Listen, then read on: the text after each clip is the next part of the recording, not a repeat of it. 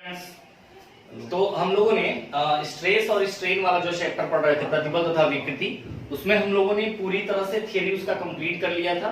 अब हम लोग सीधा सीधा बात करेंगे न्यूमेरिकल पर। कुछ न्यूमेरिकल हमने करा भी दिया था, तो अभी फिलहाल में हम न्यूमेरिकल आपको कराते जा रहे हैं। आपके पास जिस राइटर की भी बुक है या अभी नहीं है, तो आप फिलहाल क्वेश्चन नोट करते जाएंगे और मैं क्वेश्चन कराता जाऊंगा, फिर आप अपने बुक से वो मैच करा लेंगे। जैसे हमने मान के चलिए अभी तक फिलहाल लगभग 10-12 न्यूमेरिकल सॉल्व करवाया होगा या 8-10 सॉल्व कराए होंगे, 2-4 आज कराएंगे, फिर इस टर्म पे आपको लगातार करा देंगे। तो उसमें जैसे मान लीजिए कि अगर 40 क्वेश्चन हमने करा दिया, तो आपके पास जिस भी राइटर की बुक है वो मिलाएंगे तो वो भी मैच करेगा। आप क्वेश्चन को पढ़ के मैच करा लेंगे कि हाँ हमारे इस बुक में इसमें ये मैच कर रहा है, इसमें हमारा ये मैच कर रहा है, तो आप मैच करा लेंगे। ठीक है, तो अभी जो हम पढ़ा रहे हैं, अभी फिलहाल जो सही है हमारे हिसाब से, वो नगीन प्रकाशन की बुक हम चला रहे हैं, तो उसको आप आराम से पढ़ सकते हैं। बाकी आप किसी भी राइटर की है अगर आपके पास, या जीके कपूर है या किसी भी प्रकाशन की किसी भी राइटर की है, तो हम क्वेश्चन यहाँ पे करा दे रहे हैं। उसके बाद आप उसमें मैच करा लीजिएगा कि कौन से क्वेश्चन का है। ठीक है, तो आप क्वेश्चन यहाँ से देखिएगा। आप हम लोग क्वेश्चन पे चलते हैं, नेक्स्ट क्वेश्चन पे। तो आप लोग, आपके राइट साइड में क्वेश्चन दिख रहा है, वो क्वेश्चन आप नोट करिए। तब तक हम यहाँ पे डाटा अपना जो गिवन है, जो दिया हुआ मैटर है, हम यहाँ पे नोट करते हैं, फिर आपको पढ़ के वो चीज बता देंगे। ठीक है, जो हमारा क्वेश्चन वहां पे दिया गया है वो देखिएगा, उसको वो क्या लिखा गया है उसको पहले एक बार पढ़ लेते हैं, फिर आप उसको नोट करेंगे, तब हम इधर डाटा लिखेंगे। आप अपना नोट करेंगे, हम अपना नोट करेंगे। ठीक है, तो यहां से दिया हुआ है क्वेश्चन, आप उसको देखिए कि एक 60 सेमी लंबी संयुक्त छड़ इस्पात की ट्यूब तथा उसमें रखी ठोस तांबे की छड़ से बनी है तथा दोनों सिरों पर बद्ध है।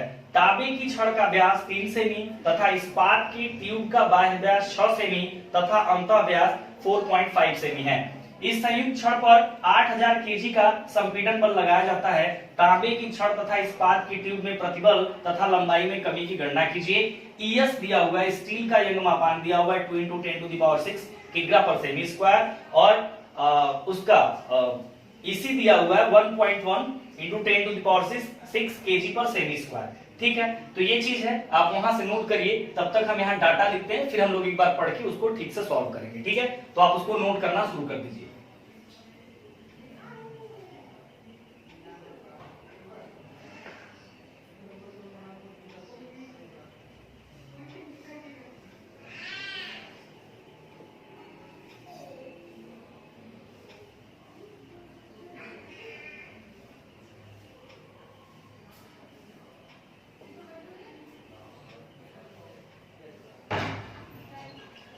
ठीक है, तो ये कह रहे हैं कि एक 60 सेमी लंबी संयुक्त छड़, लंबाई कितना लिया हो भाई, 60 सेमी हमारी लंबी छड़ है। वहां से आपने नोट कर लिया। अब यहां देखिए, हम डाटा यहां लिख रहे हैं कि एक 60 सेमी लंबी संयुक्त छड़, 60 सेमी टोटल लंबाई है, उस पर रखी एक ठोस तांबे की छड़ से बनी है। इस्पात की ट्यूब, तो एक तरफ इस्पात लिख लिया मैंने, एक तरफ तांबा, मतलब स्टील है इधर, और इधर जो है हमारा वो है कॉपर। ठीक है, तो एक तरफ स्टील हो गया, एक तरफ कॉपर हो गया, दोनों सिरों पर बद्ध है, और ये संयुक्त काट वाली छड़ है। तांबे की छड़ का व्यास 3 सेमी है, तांबा ये है। तांबे का जो व्यास है इसको फर्स्ट मान लेते हैं या रहने दें ई। कॉपर मतलब कि जहां हमको कॉपर का कोई मैटर लिखना होगा, तांबे का कोई मैटर लिखना होगा, जैसे क्षेत्रफल ई लिखना है तो ए लिखा, कॉपर का लिख रहे हैं तो एसी लिखेंगे। यंग मापांक जैसे ई से लिखते हैं, स्टील वाले की तरफ लिखेंगे तो ईएस लिखेंगे, कैपिटल ईएस। तांबा वाले की तरफ लिखेंगे तो ईसी लिखेंगे, है ना। तो जो मैटर दिया रहेगा, लंबाई हो गया या कुछ भी, इधर का मैटर स्टील के टर्म में, इधर कॉपर के टर्म में। ठीक है, तो यहां से कह रहे हैं ये कि 60 सेमी लंबी हमारी छड़ है, 60 सेमी एक संयुक्त छड़ है जो इस्पात की ट्यूब और तांबे की छड़ से बनी है। मतलब संयुक्त काट वाली छड़ हमने पढ़ाया आपको। ठीक है, संयुक्त काट वाली छड़ में 2 मामला था, एक टेम्परेचर का था और एक लोड का था। अभी हम नहीं कह सकते हैं इतने क्वेश्चन से कि कौन सा मैटर दिया है, लेकिन इतना पता हो गया कि संयुक्त काट वाली छड़ है जो 60 सेमी लंबी है, इस्पात और तांबे से मिलकर संयुक्त काट वाली छड़ बनाई गई है। अब इसमें जो दिया है कि तांबे की छड़ का व्यास, मतलब व्यास को लिखते हैं डी से, और तांबा है तो हमने कहा कि डीसी, है ना, यही होगा। तांबे का व्यास मतलब तांबे का जो हमारा रॉड उसमें एंट्री कराया गया है उसका व्यास दिया है, मतलब डी को व्यास से लिखते हैं, और सी मतलब लगा दिया, तो ये बता रहा है कि कॉपर वाला व्यास दिया है। कितना है भाई कॉपर का व्यास, 3 सेमी है। ठीक है, आगे चले, इस्पात की ट्यूब का बाह्य व्यास 6 सेमी तथा अंतः व्यास 4.5 सेमी। इस्पात मतलब इस्पात की ट्यूब है, खोखली है, बाह्य व्यास मतलब कि डी आउटर दिया हुआ है इनका कितना है भाई 6 सेमी और डी इनर दिया हुआ है, अंदर का व्यास दिया हुआ है 4.5 सेमी। इस्पात वाली ट्यूब जो है वो खोखली है, 6 सेमी और 4.5 सेमी इनका व्यास दिया हुआ है। इस संयुक्त छड़ पर 8000 केजी का संपीड़न बल लगाया जाता है, मतलब यफ का मान संयुक्त छड़ पे 8000 केजी का दिया गया है। वो केजी क्या, केजी यफ है लेकिन केजी दिया हुआ है। तांबे की छड़ तथा इस्पात की ट्यूब में प्रतिबल ज्ञात कीजिए। तांबे की छड़ मतलब ये, इसमें प्रतिबल पता करना है, मतलब पी प्रतिबल किसमें भाई कापर में, तो पीसी पता करना है। इस्पात में भी प्रतिबल पूछा जा रहा है तो पी, इस्पात है तो स्टील पीएस, इस्पात में भी प्रतिबल आपको बताना है। ठीक है, गणना के लिए आपको जो लेना है इस्पात के लिए यंग मापांक, तो यंग मापांक को ईएस हो जाएगा और ये दिया हुआ है आपके क्वेश्चन में 2 × 10⁶ किग्रा पर सेमी का स्क्वायर, और इसका तांबे का दिया हुआ है तो ईसी लिखेंगे, ईसी दिया हुआ है 1.1 × 10⁶ केजी पर सेमी का स्क्वायर। ये हमारा मैटर दिया हुआ है। तो हमको क्या क्या इसमें बताना है भाई, दोनों में प्रतिबल बताना है, ठीक है, और पूछा जा रहा है कि लंबाई में कमी की गणना कीजिए। लंबाई में कमी की गणना मतलब कि डेल्टा एल। अब ये संयुक्त काट वाली छड़ है, बल दिया गया है तो आपको ये मैटर पढ़ाया गया, आपके क्वेश्चन में जो दिया है उसको नोट भी कर लीजिएगा। ठीक है, अब यहां से हम ये बता देते हैं कि ये संयुक्त काट वाली छड़ है। ठीक है, ये संयुक्त काट वाली छड़ है जिसको ऊपर से फिक्स कर दिया गया है, और यहाँ पे इसमें क्या किया गया, तांबे का छड़ जो है इसमें एंट्री करा दिया गया है, और ये इसका जो व्यास है वो है 3 सेमी। ये 3 सेमी व्यास का तांबे की छड़ इसमें प्रविष्ट करा दी गई है। इसका जो बाहरी व्यास है किसका, ये इस्पात वाली ट्यूब है ना, इस्पात का है ये, इसका जो बाहरी व्यास है वो 6 सेमी है और इसके अंदर का जो व्यास है वो हमारा 4.5 सेमी है। ठीक है, तो ये मैटर हमारा यहाँ से लोड देके खींचा जा रहा है, तो ये मैटर हम लोगों ने पढ़ा है। हाँ, ये संयुक्त काट वाली छड़ हमने पढ़ा था बल के कारण, तो ये मैटर हमको समझ में आ रहा है आपके क्वेश्चन के हिसाब से। तो कह रहा है कि बल 8000 केजी दिया जाता है, तो इसमें हमसे परिवर्तन भी पूछा जा रहा है। तो आप जानते हैं कि संयुक्त काट वाली छड़ में बाउंडेशन है, उसका शर्त है, मान्यता है कि इसमें होने वाला जो परिवर्तन होगा वो दोनों में समान होगा।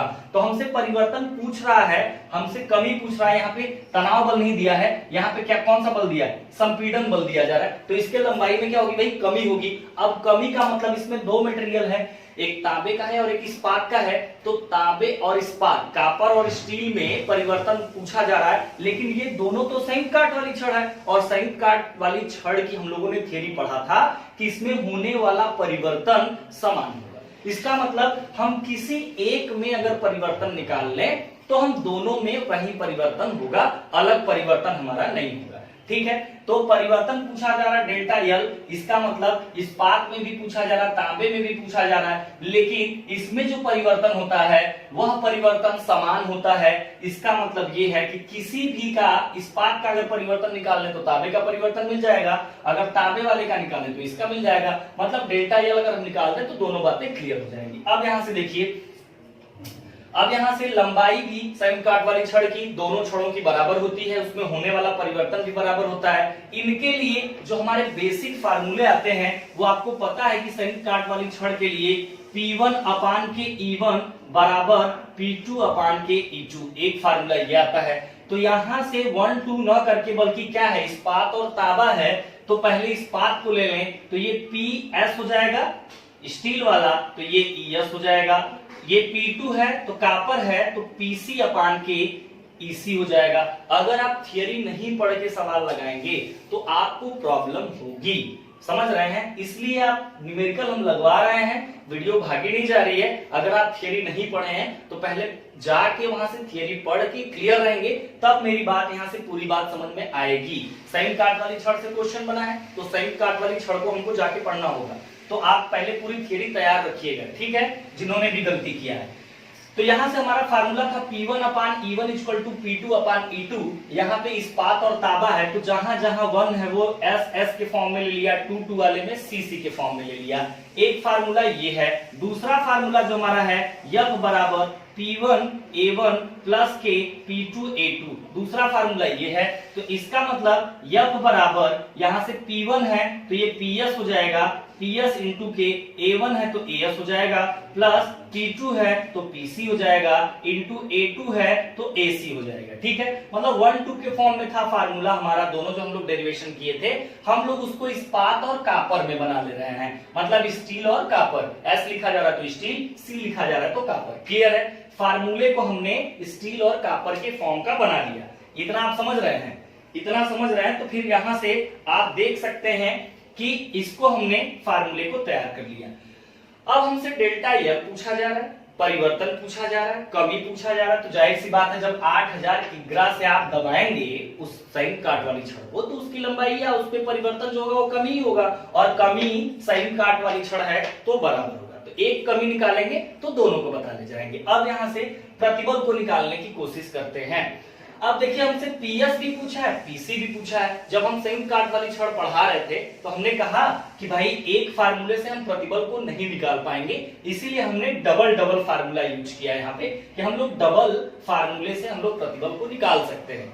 तो यहां से हम सबसे पहले देखें कि पीएस बराबर पीएस अपान ईएस बराबर पीसी अपान ईसी है। यहां से हम सॉल्व कर रहे हैं, आपको इधर दिखाई दे रहा है कि नहीं, देख लीजिएगा, इसको किनारे हम लिख रहे हैं। ठीक है, तो इसको ऑपरेटर महोदय जरा कैमरा देख लीजिएगा सर कि इधर आ रहा है या नहीं आ रहा है, लड़कों को दिक्कत नहीं होनी चाहिए। तो पीएस अपान की ES equal to PC upon EC formula हमारा बना है। तो यहां से हम पीएस इक्वल टू एक फॉर्म में पहले बना लेते हैं, वहां भी हमने बताया था आपको, तो ये हो जाएगा आपका ईएस यहां जाएगा तो ईएस अपान के ईसी इंटू के पीसी। अब ये बताइए कि आपको ईएस और ईसी का मान मालूम है या नहीं है? बिल्कुल मान मालूम है। ईएस का मान है 2 × 10⁶ और ईसी देखिए मात्रक हमने कहीं चेंज नहीं किया। ध्यान दीजिए, हमने सवाल लगाने से पहले कहा है कि आप नोट करिए, नोट करने के बाद यूनिट को चेक कर लिया करिए। तो यूनिट देखें तो हर जगह या तो सेमी में दिया है या तो केजी में दिया है, तो हमारा सही है। कहीं ऐसा तो है नहीं कहीं एमएम में दिया है, कहीं किलो न्यूटन में दिया है, ऐसा तो है नहीं, सब जगह सेमी और केजी में है। तो हमारा जो मान आएगा वो सेमी और केजी में आएगा, हमको बदलने की आवश्यकता नहीं है। ठीक है, तो यहां से हमने ईएस का मान रखा, ईसी का मान है 1.1 × 10⁶ इंटू के पीसी। पीसी का मान तो हमको पता है नहीं, 10⁶ से कैंसिल हो गया। अब 2 में यहां से आप 1.1 से भाग दे दीजिए तो पीएस बराबर समथिंग कुछ पीएस आ जाएगा। ठीक है, पीएस बराबर समथिंग कुछ पीसी मिल जाएगा। तो 2 अपान के 2 डिवाइडेड बाई 1.1 इक्वल टू, आप भी सॉल्व करते चलिएगा। ठीक है, 1.8। ठीक है, 2 में हमने डिवाइड किया 1.1 से तो हमको मिल गया 1.8। तो 1.81 ये पीसी के बराबर हुआ। आपको ये कैसी अलाउ होता है आपके mechanics of solid, structure mechanics, hydraulic, thermal, है ना, स्टील, आरसीटी, बहुत सारे सब्जेक्ट में, तो जिसमें हम यूज कर रहे हैं ये मान के चलिए कि वो कैसी आपको अलाउ है कॉलेज में ले जाने के लिए। ठीक है, इसको सॉल्व करा लेते हैं। तो थोड़ा सा मैं आपको कैसे भी चलाना सिखा देता हूं, थोड़ा सा जो जरूरत की चीज है। ठीक है, तो यहां से पीएस बराबर हमको मिल गया, हमको पीएस और पीसी दोनों का मान चाहिए था संयुक्त काट वाली छड़। मैंने वैल्यू लिखा, उसके बाद फार्मूले को पीएस और पीसी के फॉर्म का बनाया, और यहां देखा कि दोनों नहीं पता है तो पहले पीएस बराबर हम इतना कर लिए। चूंकि हम दूसरा फार्मूला जानते हैं कि एफ बराबर होता है, अभी हमने बनाया था पीएस एएस प्लस के पीसी एसी, मतलब P1 A1 plus P2 A2 होता है। तो हमने यस और सी के फॉर्म का कर लिया, एफ बराबर इतना। अब देखिए इसमें यफ का मान कितना है भाई, यफ का मान है 8000 किग्रा, तो 8000 हमने रखा बराबर पीएस के जगह पे क्या रखेंगे 1.81 इंटू के पीसी। अब 1.81 पीसी हो गया ये, इंटू के एएस का मान मतलब इस्पात वाले का क्षेत्रफल। अब देखिए इस्पात वाला जो ट्यूब है, यहां ध्यान दीजिए, इसका क्षेत्रफल इनके व्यास से निकलेगा। ये बता रहे हैं कि वृत्ताकार काट वाले हैं और खोखला है, तो यहां से अगर इसका क्षेत्रफल निकाला जाए तो एएस बराबर खोखले वृत्ताकार काट का सेक्शन का जो एरिया होता है वो क्या होता है भाई, π/4 डी आउटर स्क्वायर और माइनस के डी इनर का स्क्वायर, यही होता है। तो π/4 डी आउटर कितना है भाई 6 है, तो 6 का स्क्वायर माइनस 4.5 इसका स्क्वायर इक्वल टू तो एएस का मान हम यहां से निकाल सकते हैं कि कितना होगा। तो देखिए जरा यहां 6 का स्क्वायर माइनस के 4.5 का स्क्वायर, उसके बाद क्या है मल्टीप्लाई 6 का स्क्वायर माइनस 4.5 का स्क्वायर मल्टीप्लाई क्या है भाई पाई है इक्वल टू इतना डिवाइडेड बाई 4 या क्या 12.37 मतलब कि 12.37 ये हमारा क्षेत्रफल आया। सेमी में रखा आपने तो सेमी का स्क्वायर सॉल्व करते जाइएगा, मैं थोड़ा जल्दी में करता हूं, कई जगह आपको बताना रहता है तो हम बताते जैसे ये वैल्यू लिख रहे हैं तो आप ये चीज अपने से सॉल्व करके रखिए, ठीक है। तो एरिया का मान आ गया, एएस का मान हमें कितना मिल गया भाई 12.37। यहां हमको दिक्कत कर रहा था एएस का मान हमने निकाल के यहां पुट कर लिया प्लस पीसी। तो ये देखिए पीसी का फॉर्म का हो ही गया, तो पीसी बराबर तो कुछ हमें पता नहीं, पीसी की जगह पीसी रख दिया इनटू एसी। अब एसी की बात करें तो एसी इक्वल टू, एसी का मतलब कापर वाले का क्षेत्रफल, और कापर वाले का जो क्षेत्रफल होगा वो क्या होगा भाई, ये सॉलिड हमारा सॉलिड सर्कुलर सेक्शन है तो इसका एरिया होता है पाई बाई 4 डी स्क्वायर, इसका मतलब पाई बाई 4 डी का मान कितना भाई 3 का स्क्वायर। तो यहां से एरिया इसका देखें तो ये हो जाएगा हमारा, शिफ्ट यूज करिए पाई इंटू 3 का स्क्वायर इक्वल टू इतना डिवाइडेड बाई 4 बराबर की 7.06। ये भी आएगा सेमी स्क्वायर में क्योंकि आपने सेमी में रखा, तो एसी के जगह पे आपने रख दिया 7.06। तो यहां से आप कैलकुलेट करके पीसी का मान निकाल सकते हैं 8000 इक्वल टू इतने में आप मल्टीप्लाई कर दीजिए तो 1.81 मल्टीप्लाई 12.37 इक्वल टू 22.38 पीसी। ये इतना मिल गया प्लस इसमें करेंगे तो ये तो कोई दिक्कत है नहीं, इतना पीसी। अब ये दोनों प्लस में है, पीसी पीसी हैं जुड़ जाएंगे, इसका मतलब ये है कि 22.38 प्लस के 7.06 इक्वल टू 29.44, इसका मतलब 8000 इक्वल टू ये हो गया 29.44 पीसी। या यहां से देखें पीसी बराबर तो इतने से इसमें भाग दे दें तो इसका मतलब ये हुआ कि 8000 में आपने भाग दे दिया, डिवाइड कर दिया कितने से भाई 29.44 से, तो ये वैल्यू हमारी आ गई 271.73। किस मात्रक में आएगा, सेमी सॉरी किग्रा पर सेमी स्क्वायर में आएगा, ठीक है। किग्रा पर सेमी स्क्वायर में हमारी वैल्यू आई। तो पीसी का मान हमने यहां से निकाल लिया। अब पीसी का मान हमें मालूम हो गया तो हमारे पास दो फार्मूले हैं, एक फार्मूला यहां मैंने लिखा था स्टार्ट में, एक फार्मूला यहां रखा है, ठीक है। तो आप चाहे यहां से या यहां से कहीं से आप निकाल सकते हैं। चलिए हम पहले वाले ही फार्मूले में रख दें, तो पहले फार्मूले में रखेंगे, पहले वाले फार्मूले में रखेंगे तो हमारा क्या मिलेगा। अब आपको इधर पे मैं मिटा के लिख देता हूं यहां पे, ठीक है। आप यहां से देख लीजिए इसको क्या होगा भाई। अब यहां पे था पीएस अपान के ईएस इक्वल टू पीसी अपान के ईसी, यही फार्मूला है हमारा, पीएस अपान के ईएस इक्वल टू पीसी अपान के ईसी। तो यहां से हमको मान किसका चाहिए, पीसी मिल गया है, मतलब कि पीसी हमसे पूछा जा रहा था पता हो गया, पीएस चाहिए। तो पीएस इक्वल टू जो होगा वो क्या होगा, यहां से ईएस इधर जाएगा तो ईएस अपान के ईसी इक्वल टू इनटू के पीसी। ईएस का मान कितना है वो पुट कर दीजिए, तो ईएस का मान है 2 × 10⁻⁶ और इसका मान जो है ईसी का मान जो है वो 1.1 × 10⁻⁶ इनटू पीसी। पीसी का मान हमने अभी निकाला 271.73, ठीक है। तो ये 10⁻⁶ से कैंसिल हो जाएगा, तो इसको हम लोग सॉल्व करेंगे तो आएगा 2 × 271.73 डिवाइडेड बाई 1.1, तो ये हमारा आया 494.05। ये भी आएगा किसमें, किग्रा पर सेमी का स्क्वायर, बल और दूरी का स्क्वायर, यही मात्रक होता है, इसमें किग्रा और सेमी को यूज किए हैं, तो ये हमारा मिल जाएगा। तो यहां से हमको एक चीज मिल गई कि प्रतिबल कितना होगा, ये हमको पता हो गया। ठीक है, तो देखिए आप ये भी समझिए, थोड़ा बहुत जो वैल्यू है वो भी थोड़ा आगे पीछे हो सकती है सॉल्व करने में। अगर आप एक बार, जैसे हम आपको समझा के सॉल्व कर रहे हैं, तो कई बार सॉल्व कर रहे हैं, कई बार कैसे यूज कर रहे हैं, तो एक आध अंक आगे पीछे हो जाएगा जो आंसर मिलेगा, तो उससे ज्यादा घबराइएगा नहीं। आप एक बार सॉल्व करेंगे तो आपका लगभग एकदम करीब में वैल्यू रहेगा, यहाँ भी करीब में ही है, लेकिन एक बात, जैसे अगर बार बार आप प्रोसेस को करते हैं तो उसमें थोड़ा आगे पीछे हो जाता है। ठीक है, तो हमारे साथ ही सॉल्व करेंगे। तो यहां से हमको तीन बातें पूछी गई थी कि पीएस कितना होगा, पीसी कितना होगा। तो ये क्वेश्चन आपको समझ में आया? नहीं आया तो मैं हिंट कर दे रहा हूं, जितने लोगों को नहीं आया फिर से बता देता हूं। ये क्वेश्चन संयुक्त काट वाली छड़ से लिया गया था।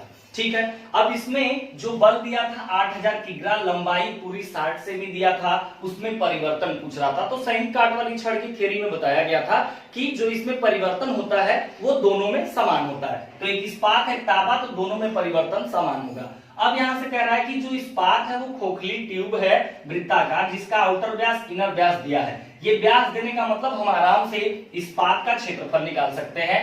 उसके बाद इसका व्यास सॉलिड दिया तो इसको डीसी लिखा, क्योंकि व्यास किसका, कापर का, 3 सेमी। प्रतिबल हमसे पूछा जा रहा है कि तांबे में प्रतिबल तो पीसी, इस्पात में प्रतिबल तो पीएस बताना है। इसका यंग मापांक ईएस दिया है, इसका यंग मापांक ईसी दिया है। अब यहां से हमने कहा कि जब आपको प्रतिबल, दोनों प्रतिबल निकालना है, तो संयुक्त काट वाली छड़ के लिए दो प्रतिबल का formula P1 upon E1 equal to P2 upon E2। तो पहला स्टील है, दूसरा कापर, तो इसको हमने यस के फॉर्म में और सी के फॉर्म में कर लिया। अब यहां से चूंकि पीएस और पीसी दोनों नहीं पता था, इसलिए हम पीएस बराबर समथिंग पीसी मिला दिए, ईएस ईसी का मान दिया था, काट के पीसी के फॉर्म का कर लिया। तो दूसरा फार्मूला था कि P1 A1 plus P2 A2, तो 1 किसको मान रहे हैं, स्टील वाले को, तो पीएस एएस हो जाएगा, प्लस दूसरे वाले को किसको मान रहे हैं, तांबा को, कापर को, तो पीसी एसी। इस समीकरण में हमने पीएस बराबर इतना पीसी कर दिया, तो पीएस के जगह पे इतना पीसी लिख दिया 1.81। एएस का मान हमको नहीं मालूम था, एएस मतलब इस्पात वाले का क्षेत्रफल, तो इस्पात वाला सर्कुलर था लेकिन हालो था, खोखला था, वो फार्मूला लगा के हमने एएस निकाला। तो एएस का मान यहाँ 12.37 आया, प्लस पीसी एसी, पीसी का मान हमको नहीं पता तो पीसी रखा, एसी का मान हमने निकाला कि भाई एसी जो होगा π/4 d स्क्वायर डायरेक्ट होगा, कापर वाला सॉलिड है तो ये फार्मूला लगेगा, और यहां से एसी का मान मालूम हो गया। अब इसको हमने 8000 बल, 8000 किग्रा दिया था बल, इसको सॉल्व किया तो पीसी का मान निकल गया। जब पीसी का मान निकल गया तो हम दो फार्मूले आपको यहां से प्रतिबल का बताए हैं, किसी में भी आप पीसी का मान रख देंगे तो पीएस निकल जाएगा। तो हमने ये फार्मूला ऊपर वाला चूज किया, तो यहाँ पीएस बराबर इतना, आपको जब सारी वैल्यू पता है तो हमको पीएस भी पता हो गया।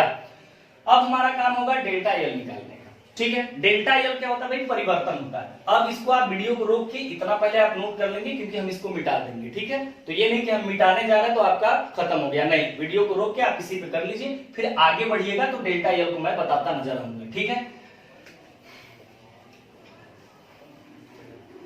अब देखिए भाई, डेल्टा एल हम किसी से भी निकाल सकते हैं, डेल्टा एल में हमको ज्यादा दिक्कत नहीं होगी।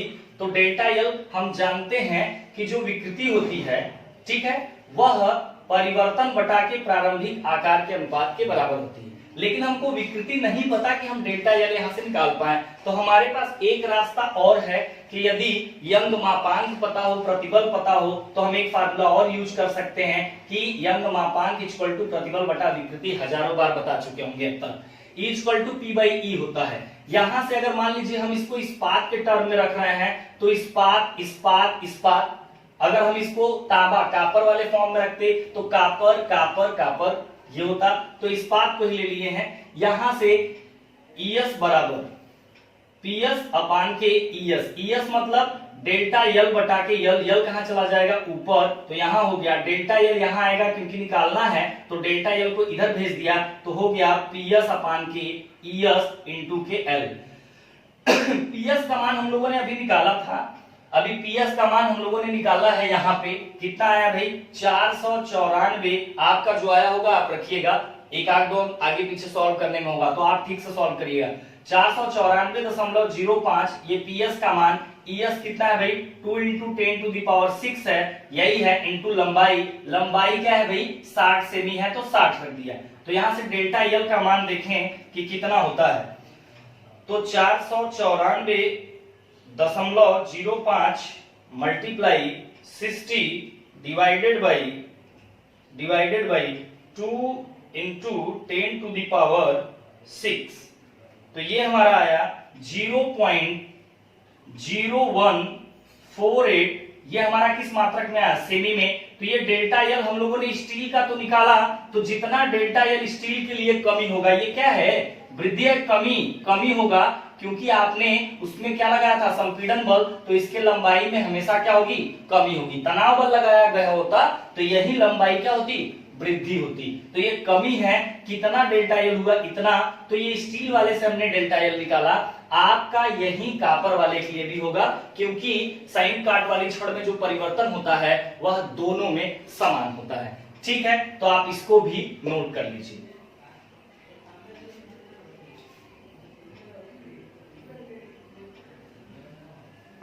ठीक है, इसको भी नोट कर लीजिए। उसके बाद हम कैसी का कुछ फंडामेंटल आपको बता देते हैं, इसको पहले नोट कर लीजिए।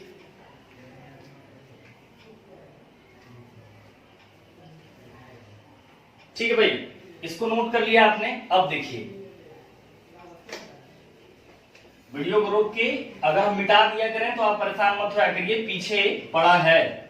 अब कैसी को थोड़ा सा चलाना सीख लीजिए कि पावर कैसे लगाएंगे, पाई कैसे डायरेक्ट यूज करेंगे।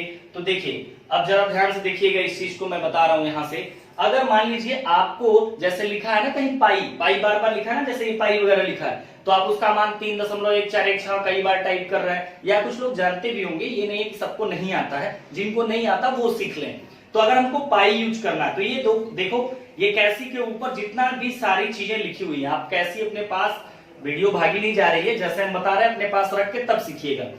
कैसी के ऊपर जितना भी चीजें लिखी गई हैं, अगर आप उसको यूज करते हो तो वो तुरंत स्क्रीन पे आ जाएगा। ये देखिए कैसी है, एक कंप्यूटर है, जो आप इसको सिग्नल दोगे वही काम करेगा। अब सिग्नल कैसे देना है, किस इशारे से देना है, ये समझना जरूरी है।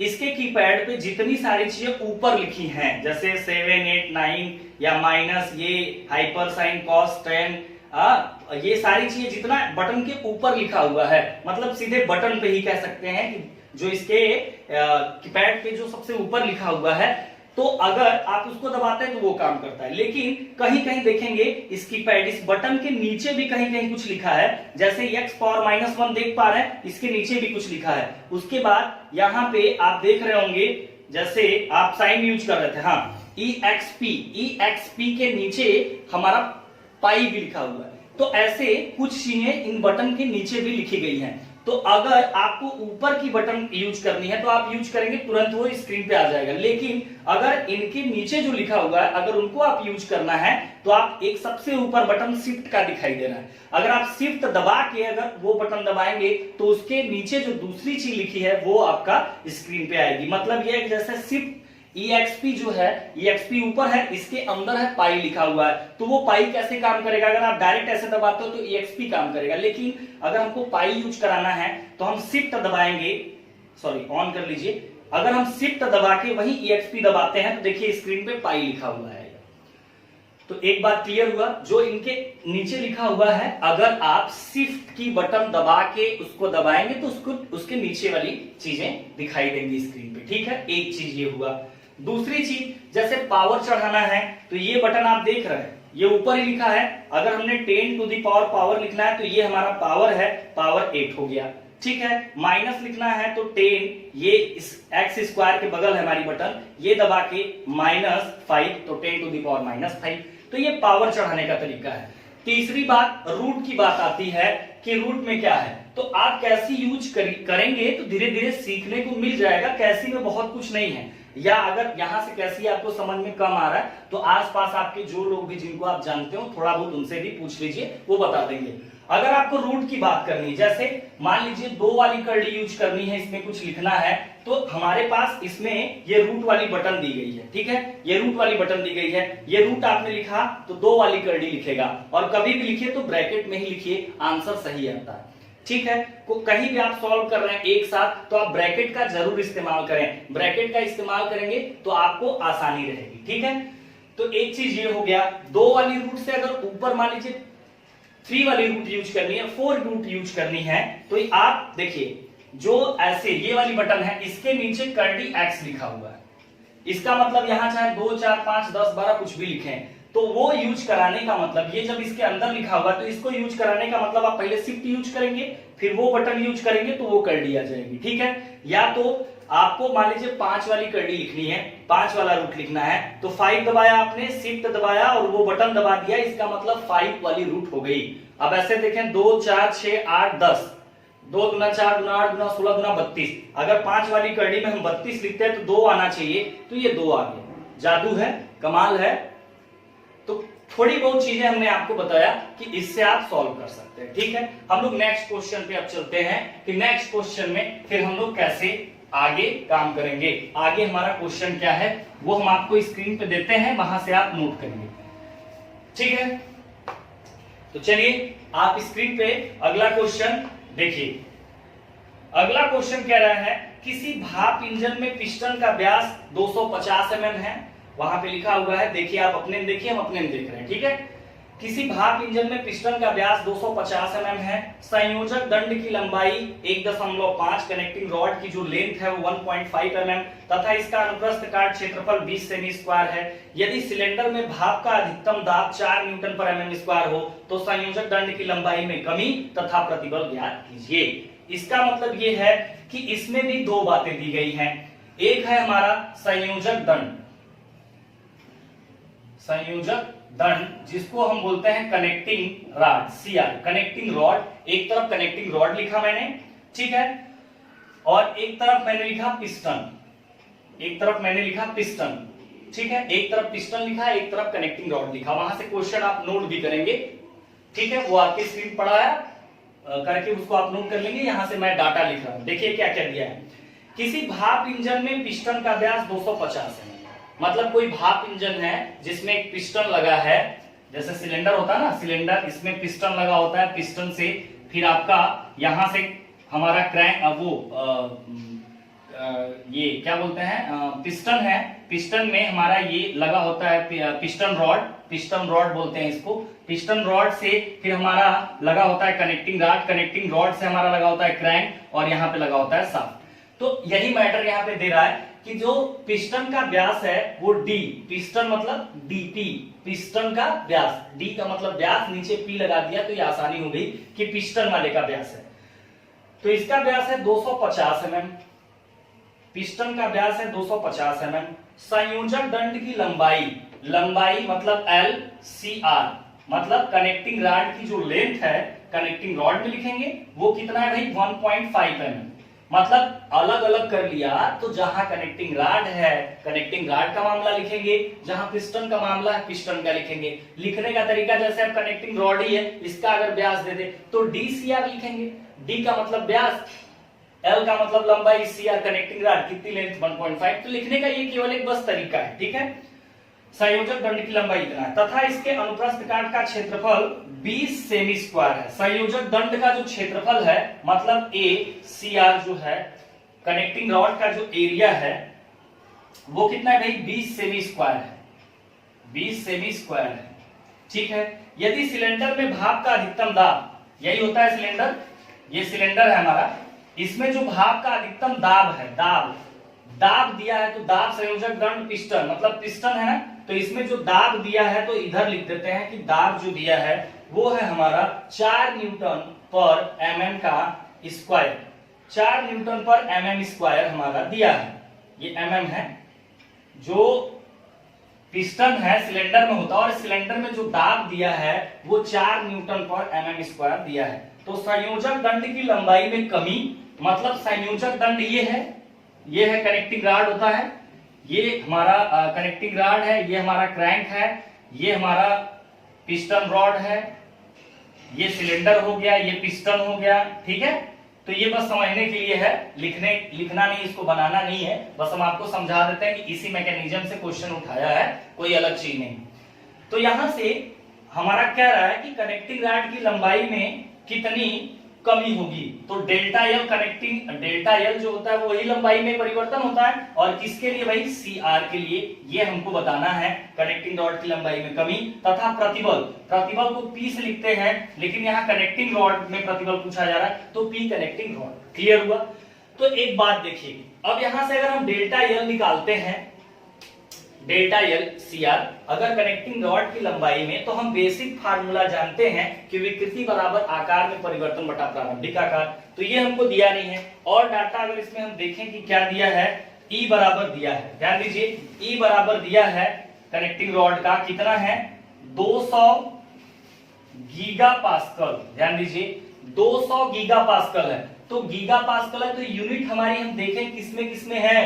अब इस बार देखिए लफड़ा है, कनेक्टिंग रॉड की लंबाई एमएम में दिया है, उसका क्षेत्रफल सेमी में दिया है, ई गीगा पास्कल में दे दिया, दाब न्यूटन एमएम में दे दिया, व्यास पिस्टन का एमएम में दे दिया। इसका मतलब हम सबको न्यूटन और एमएम में पहले कर लें। तो यहां से अगर हम न्यूटन एमएम में कर लेंगे तब हमारी सवाल लगेगी।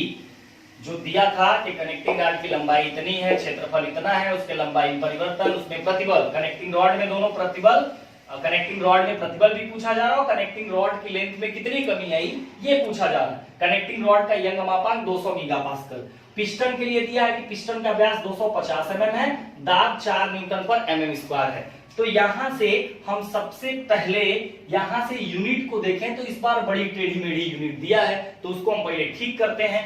ये mm में है, सही है, ये सेमी में है, तो 20, सेमी का मतलब होता है 10 mm, तो 10 और 10 का स्क्वायर करेंगे तो कितना हो जाएगा, 100, तो 10 टू द पावर कितना हो जाएगा भाई, 10 टू द पावर 2 mm का स्क्वायर। इसका मतलब कनेक्टिंग रॉड का जो सेमी स्क्वायर में था वो हमने किस में बना लिया, mm स्क्वायर। ये 200 गीगा पास्कल, इसका अगर पूरा मतलब लिखें तो 200 गीगा का मतलब होता है 10 घाते 9, और पास्कल का मतलब होता है न्यूटन प्रति मीटर स्क्वायर।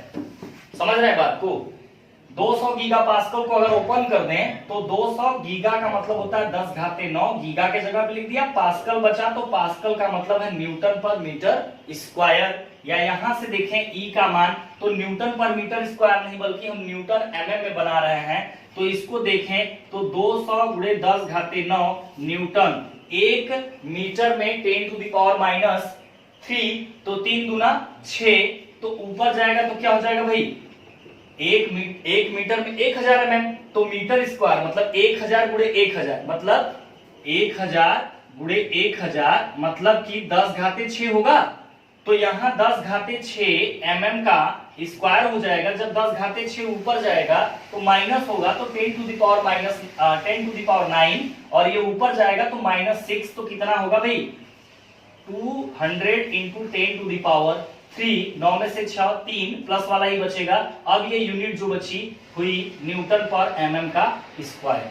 क्लियर है। अगर आपको नहीं ये कन्वर्ट करने आ रहा है तो आप इतना जान लीजिए कि अगर कहीं भी गीगा पास्कल लिखा है और इसको हमको न्यूटन प्रति mm स्क्वायर में बनाना है, तो जितना मान दिया है, जैसे 500 गीगा पास्कल दिया है या 300, 200, 50, 11, 12, जो भी गीगा पास्कल में अगर चीजें दिया है, आपको ये कन्वर्ट करने नहीं आ रहा है, तो एक टेक्निक सीख लो कि जो भी चीज दिया हुआ है गीगा पास्कल में हमको न्यूटन पर mm स्क्वायर में चाहिए, तो वो मान लिखिए इंटू 10 टू द पावर 3 से गुणा कर दीजिए और वो अपने आप बदल जाएगा न्यूटन पर mm स्क्वायर। क्लियर हुआ।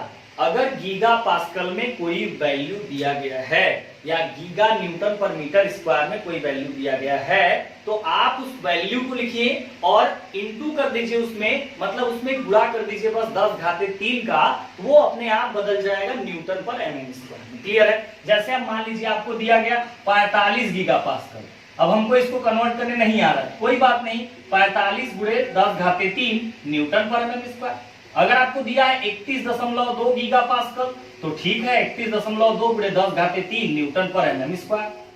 ठीक है। अब आपको कन्वर्ट करने नहीं आ रहा है तो एक बार कन्वर्ट करने का भी तरीका है मैंने बता दिया। अगर तब भी नहीं आता तो आप गीगा पास्कल को आप टेक्निक सीख लोगे। अगर गीगा पास्कल लिखा है तो वो वैल्यू में 10⁻³ से गुणा करेंगे, वो अपने आप न्यूटन पर mm² में हो जाएगा। ठीक है, तो यहां से अब हम लोग बात करेंगे कि हम लोगों को निकालना क्या है, कनेक्टिंग रॉड की लंबाई में कमी। ठीक है, तो कोई बात नहीं भाई, बेसिक फार्मूला हम यूज करेंगे। अब एक चीज देखिए, हमारा व्यास दिया है, पिस्टन का दाब दिया है, तो क्या हम इन दोनों की सहायता से बल निकाल सकते हैं? जी, दाब बराबर होता है बल बटा के क्षेत्रफल। इसका मतलब ये है कि बल बराबर क्या होगा, बल बराबर हो जाएगा दाब गुणे क्षेत्रफल। बोलिए, ये हमारा होगा दाब गुणे क्षेत्रफल। तो दाब गुणे क्षेत्रफल, दाब का मान न्यूटन mm² में दिया ही है, व्यास 250 दिया है, तो व्यास दिया है तो इसका क्षेत्रफल निकाल सकते हैं। ये पिस्टन का सॉलिड है, वृत्ताकार है पिस्टन, तो क्या होगा π/4 d का स्क्वायर। इसका मतलब π/4 d का मान कितना है 250 का स्क्वायर। तो यहां से आप एरिया निकाल सकते हो। तो बल हमारा जो यहां मिलेगा वो कितना मिला, दाब था 4 गुणे क्षेत्रफल, क्षेत्रफल का मान हो गया π/4 250 का स्क्वायर। तो यहां से आप बल पहले निकाल लें कि बल कितना आएगा। तो यहां से देख लिया जाए, देखिए शिफ्ट अब पाई है तो हम डायरेक्ट क्या करेंगे भाई, शिफ्ट दबा के EXP दबाएंगे, पाई आ जाएगा इंटू 250 का स्क्वायर, पाई 250 का स्क्वायर इक्वल टू इतना मल्टीप्लाई, ये 4 से 4 तो कैंसिल ही हो जाएगा। ठीक है, ये 4 से 4 तो कैंसिल ही हो जाएगा। इसका मतलब शिफ्ट यूज किया पाई इंटू 250 का स्क्वायर, 250 का स्क्वायर इक्वल टू 196349.54 न्यूटन। ये किसका मान मिल गया, बल का मान मालूम हो गया। अब हम डेल्टा एल निकालते हैं। तो डेल्टा एल निकालेंगे, तो डेल्टा एल कैसे निकालेंगे भाई, इधर देखते हैं। ठीक है, डेल्टा एल का मान हमें निकालना है, तो हम यहां से देख रहे हैं, चूंकि जानते हैं कि E बराबर P/E, बोलिए होता है कैपिटल E बराबर P/E, ये हमने हमारा बेसिक फार्मूला हम लोग जानते हैं इसको। तो यहां से स्मॉल e बराबर P/कैपिटल E, या E का मतलब होता है डेल्टा L/L, और प्रतिबल को तोड़े तो प्रतिबल बराबर क्या होता है भाई, P बराबर F/A, तो प्रतिबल को भी तोड़ दीजिए, F/A, नीचे पहले E था ही तो E को हमने रख दिया, या डेल्टा L बराबर L को इधर भेजेंगे तो FL/AE, ये हुआ। अब डेल्टा एल हम इसका निकालना है हमको, तो हमको बल चाहिए, इसकी लंबाई चाहिए, इसका एरिया चाहिए, इसका यंगमापांक चाहिए, यही ना फार्मूले में आया FL/AE। तो ये डेल्टा एल किसका निकालना है, कनेक्टिंग रॉड का, तो कनेक्टिंग रॉड का डेल्टा एल निकालेंगे। तो कनेक्टिंग रॉड पर आने वाला बल, लंबाई कनेक्टिंग रॉड की, कनेक्टिंग रॉड का क्षेत्रफल और कनेक्टिंग रॉड की यंगमापांक। तो delta L equal to F का मान जो है यहाँ पे कितना है भाई, हम लोग निकाले थे 49